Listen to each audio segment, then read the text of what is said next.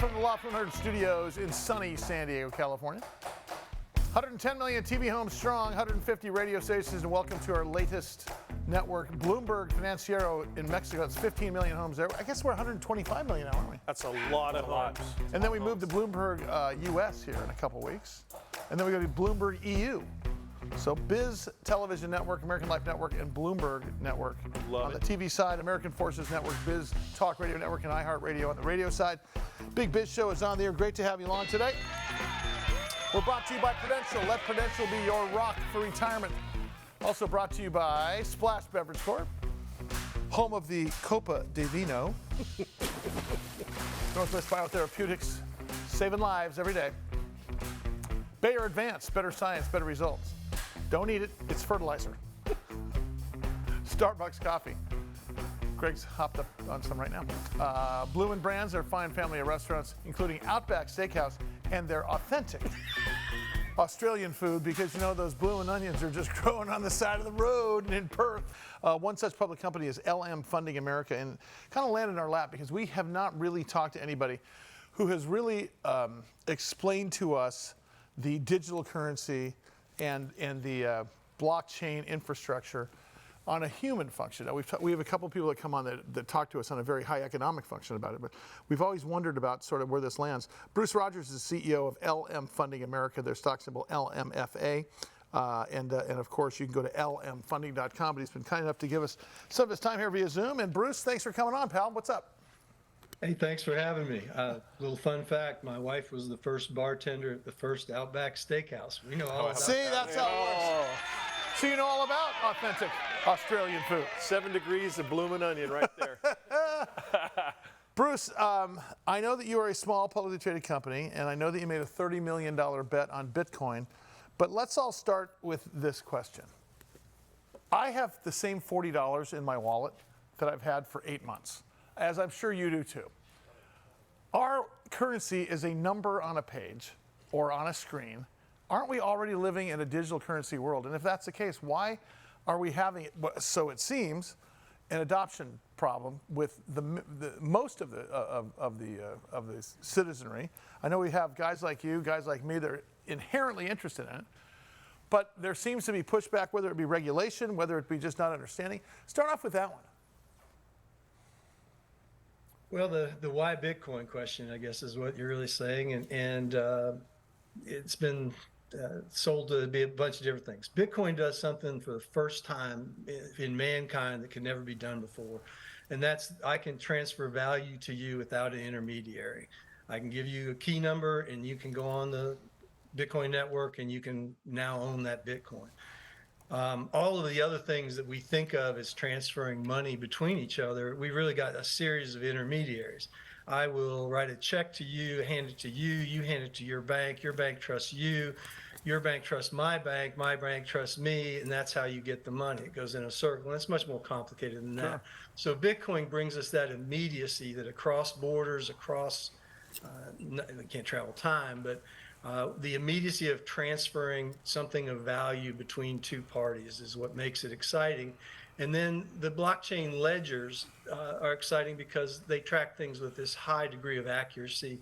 And from that, you can write smart contracts, and you can merge the world of computer programming engineering that I grew up in with law, which is what I worked in, and create these smart contracts that can execute things and take the legal system out of some of our personal relationships. And the more confidence people have in between each other, more trust, the easier it is to transact business and transfer value and grow economies. Hey, Bruce, you talked about taking the middleman out in this case. Can we see how other commerce has changed, perhaps selling houses, selling cars, selling stocks, for example? With that type of transparency that you're talking about, which I'm assuming you're talking about the blockchain, it really does mean a new world for us economically. That's actually less expensive for us to transact and more trustworthy, right? Definitely more trustworthy.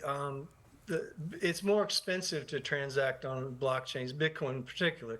The idea of transacting for coffee when transaction costs are what they are, because it takes so much computing power to verify. But there'll be different levels of blockchains for different transactional values, and that should solve the scalability of that. Well, but if you take the middleman out of some of these transactions, doesn't that save money inherently? Oh, certainly, and creates more efficient markets. If you, we bought a technology out of bankruptcy, a blockchain from a company called Symbiont that could be deployed to create a market like NASDAQ's, where, I mean, when we trade stocks on NASDAQ, my stock has maybe 1.5 million shares afloat. Sometimes they'll have 65 million shares trading a day. There aren't that many shares. And It's because people can borrow shares and create artificial trading. Well, yeah, there's counterfeit shares called algorithmic trading and the naked short, which is inherently not efficient. We can get rid of that entire derivative market. Hey, Bruce.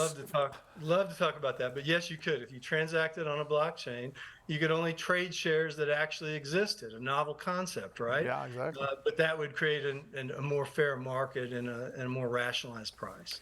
Bruce, for somebody like me who may or may not have worn a helmet when I played football, is getting people to grasp, the blockchain and Bitcoin and that cryptocurrency and understand it, is that a massive hurdle or more people coming around to it? Because if I try to explain it to my mom and dad, their heads explode and they just say, get out of the house, don't ever come back. And grab that 8-track tape on the way out. Yes. I agree. Do not try to explain this to your mom and dad. I eat it in a nursing home every day. It's not good. But I got into it because my kids did explain it to their dad. We were at COVID and they started buying Bitcoin and buying crypto. And, I got rich kids, so it's real nice. I get to learn a lot of things from them. And they taught me this. But for me, it's not about getting the citizens will transact in crypto when it's most efficient and the easiest and best way to do things. And it's not there yet. And it's a long way from being there. I would like to just get the Bitcoin industry, i.e. the miners, the hosts, the electric company, the pools, all to transact in Bitcoin amongst each other anyway, and then import fiat currency where you have to have fiat currency to pay off vendors and stuff. Sure. But we don't even do that yet. And so I propose to all of the people we buy mining machines from and our hosts that, hey, let's get on a blockchain, let's transact, we'll put the fiat into the system we need, but we all believe in Bitcoin at the end of the thing.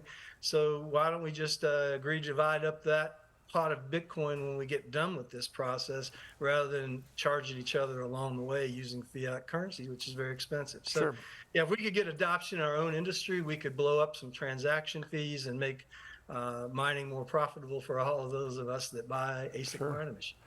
Bruce Rodgers is his name. He's the CEO of LM Funding America. They are publicly traded on the stock symbol LMFA. Talk about what you guys do exactly. You're in the mining business, are you not? We are, but we went public with a factoring business in the community association business. We pivoted to mining in 2021, and that's our primary source of revenue. We sponsored a SPAC that resulted in a medical device company called C-Star, which trades independently, ICU. That's on our balance sheet. And then our fourth is we've acquired this blockchain technology from a formerly high-flying blockchain company called Symbiont. I want to have you back. We need to talk about shorting and naked shorting and algorithmic trading. You sound like you're the same geek that I am. Bruce Rodgers, CEO, LMF Funding America. LM Funding America. LMFA is their stock symbol. Definitely get him back.